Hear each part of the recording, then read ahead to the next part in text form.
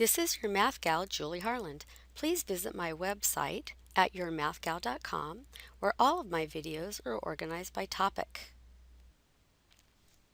All right, we're going to list the possible rational roots of x cubed plus 2x squared minus 5x minus 6 equals 0, and then we're going to find the roots.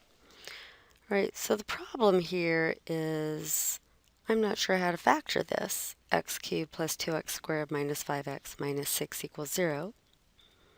If we could factor it, it'd be easy to find the roots, but that's the trick. So first we're going to list the possible rational roots. Remember, that will be the p over q. We're going to the possible rational roots.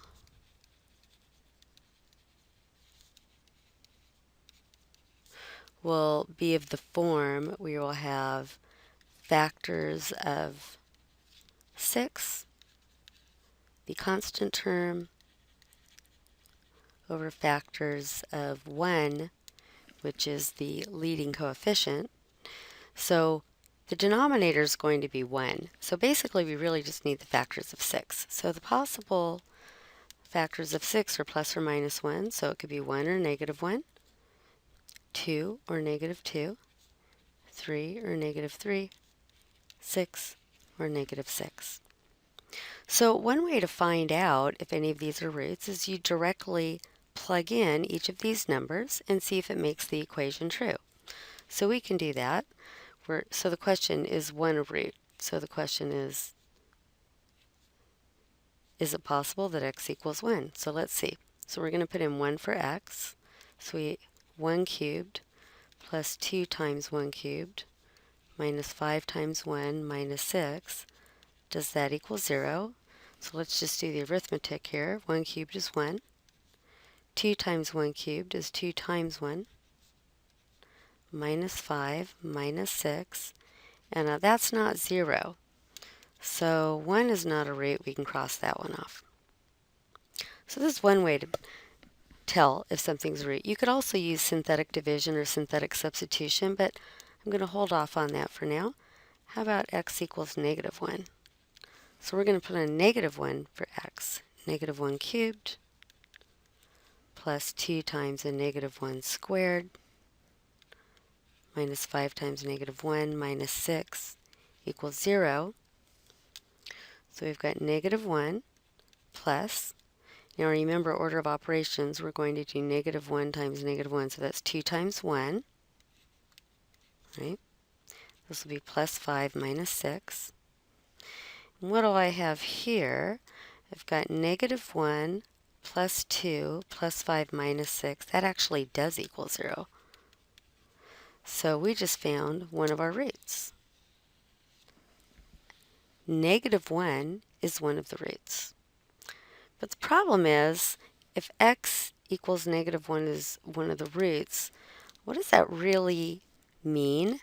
That means if it was a factor, see, if x equals negative 1, let's go down here, then if I wanted to see that as a factor, I add 1 to both sides. X plus 1 equals 0. That would have been a factor. So I know that x plus 1 times something is equal to that original polynomial. So I really have to find out what this other thing was. So I could do long division, x plus 1 into x cubed plus 2x squared minus 5x minus 6 equals 0. So that's one way of doing it. You could do long division. Another possibility of finding this root, x equals negative 1, and how it factors at the same time, is by using synthetic division, also sometimes called synthetic substitution. All right, another way to do this is to use synthetic division, and that's covered in another video.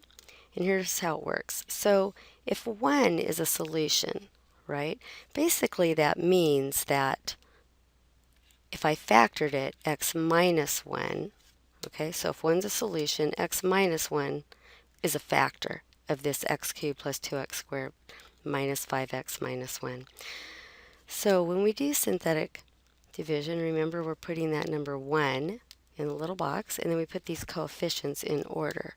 1, 2, -5, and -6.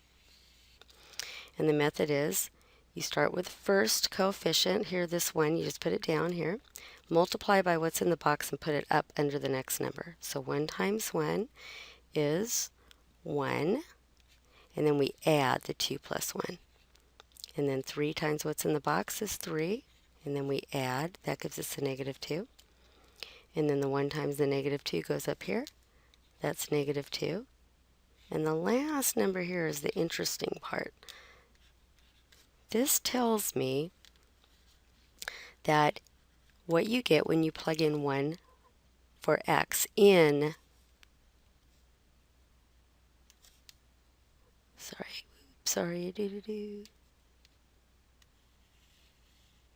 into here.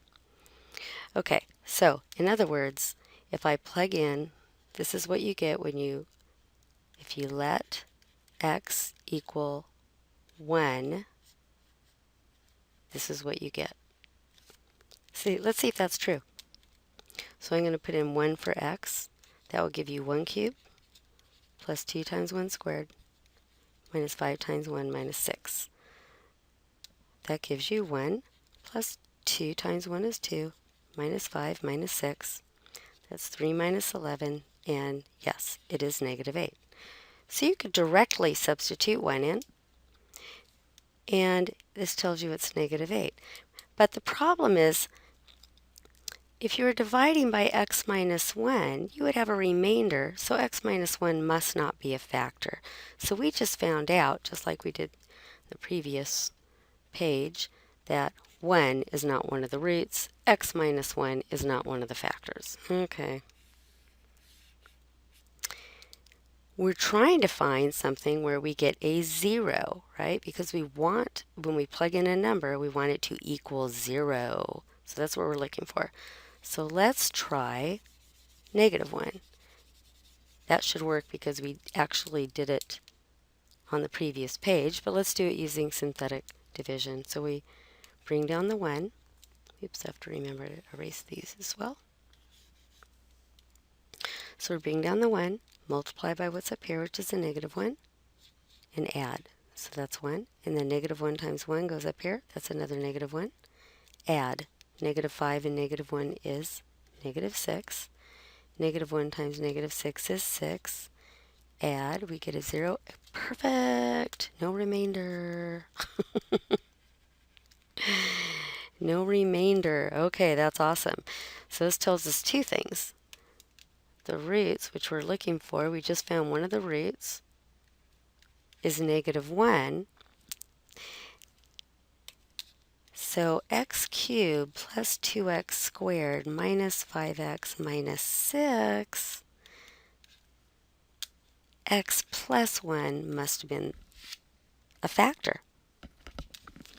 And these coefficients you see here are the coefficients of what the other factor is. All right, so notice we started without an x cubed term. Now it's like dividing by x plus 1.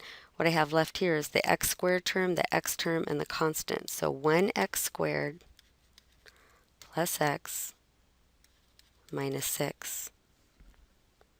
Well, we know one of the roots is x plus 1. That comes from this factor. All we need to do is factor this, and that's an easy one to factor, x plus 3 and x minus 2. We're going to find two more factors.